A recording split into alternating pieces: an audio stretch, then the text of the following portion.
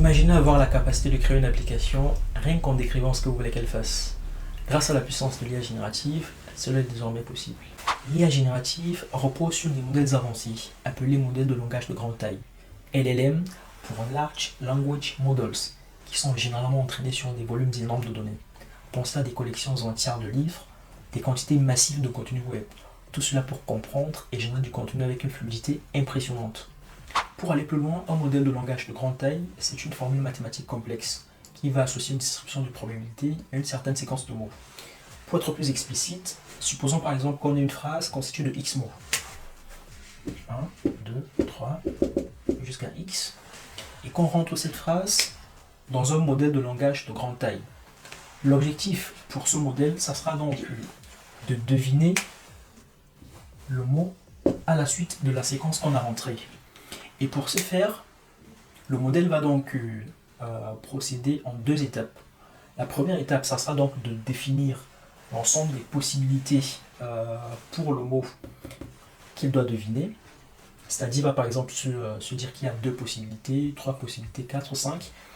Et la seconde étape, pour chacune de ces possibilités, il va calculer une probabilité. Et dès qu'il a donc obtenu toutes les probabilités, il va donc retenir le mot qui a la probabilité la plus élevée. Donc, prenons un exemple simple pour mieux comprendre. Disons par exemple que je bois du café.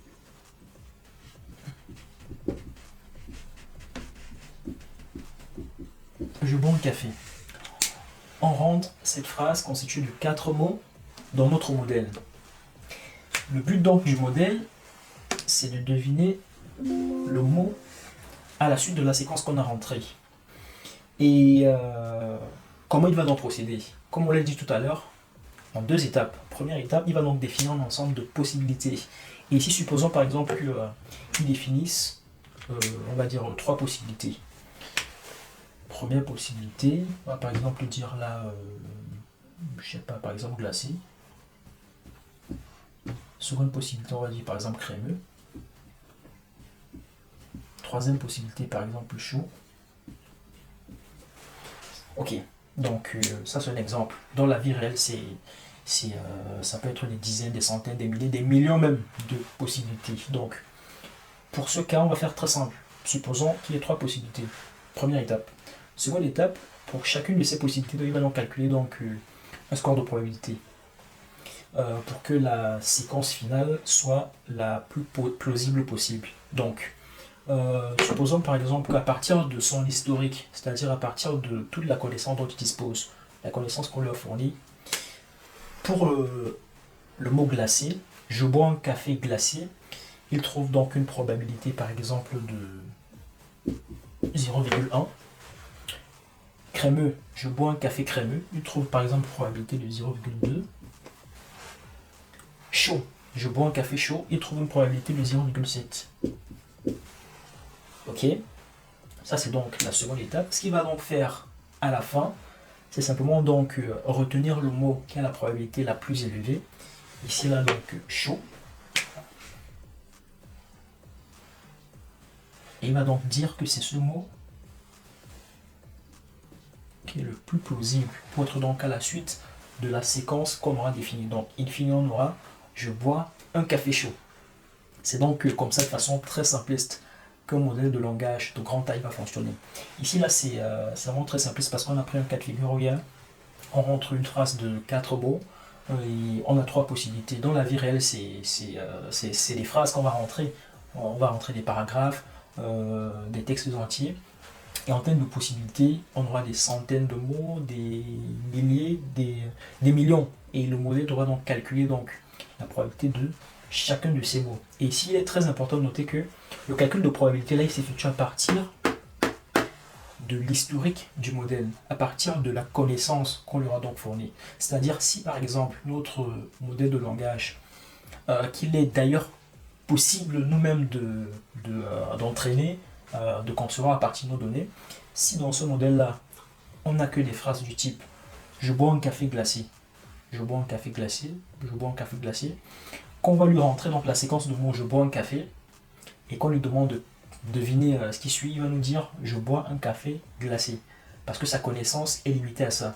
il ne connaît que ça, je bois un café glacé. Donc ça, c'est simplement pour dire que les données qu'on va donc utiliser pour entraîner le modèle sont très très très importantes. Dans la vie réelle, c'est toute la connaissance qu'on a sur Internet, c'est des millions de livres, des ouvrages, tout le contenu web qui permet donc d'entraîner des modèles tels que ChatGPT. Donc ça, c'est une vision très simpliste qui permet donc de comprendre comment les modèles de langage de grande taille fonctionnent. Dans le cadre de cet exemple, on a généré du texte à partir du texte. C'est ce qu'on appelle from text to text. Mais il faut savoir qu'il existe une multitude de modèles de langage de grande taille qui permettent donc de générer différents types de contenus. Ça peut être from text to text, ça peut être from text to image.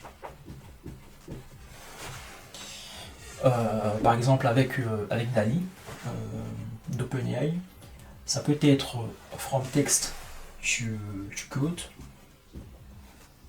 Ça, ChatGPT le fait très bien. Ça peut être from text to voice. La ChatGPT ou Gemini le font également très bien.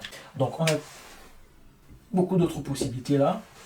Cette multitude de possibilités fait en sorte qu'actuellement on a la possibilité de développer une application mobile, une application web, ou de rédiger un roman beaucoup plus facilement et rapidement qu'il y a de cela 4-5 ans ou bien plus.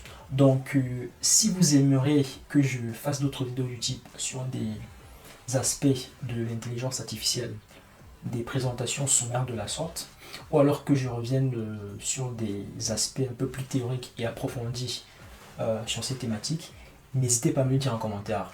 N'hésitez pas également à liker et à vous abonner à la chaîne si vous avez trouvé ces vidéos utiles. On se retrouve très vite pour une nouvelle vidéo. C'était Ethel. Peace out.